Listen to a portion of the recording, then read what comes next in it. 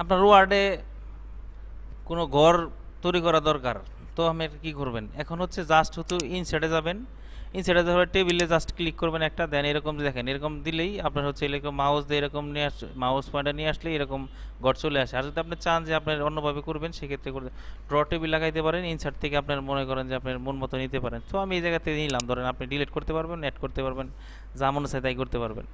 তো এখন হচ্ছে আমি ধরেন আমার ইন্ডাস্ট্রির কোডটা দরকার নেই, জাস্ট শুধু মাউসের এই জায়গায় মাউস কার্সরটা ক্লিক করে দেন হচ্ছে মাউসের রাইট বাটনে ক্লিক করব।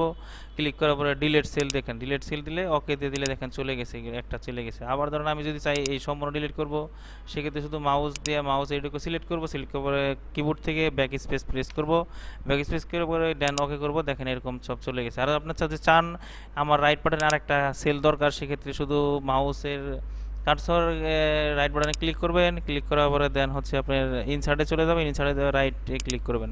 আর যদি আপনি চান যে লেফট বাটনে একটা প্রয়োজন, সেক্ষেত্রে মাউস কার্সর ক্লিক করে দেন মাউসের রাইট বাটনে ক্লিক করবেন, ইনসার্টে চলে যাবেন, ইনসার্টে যাওয়ার পরে লেফট বাটনে ক্লিক করবেন, দেখেন চলে আসছে।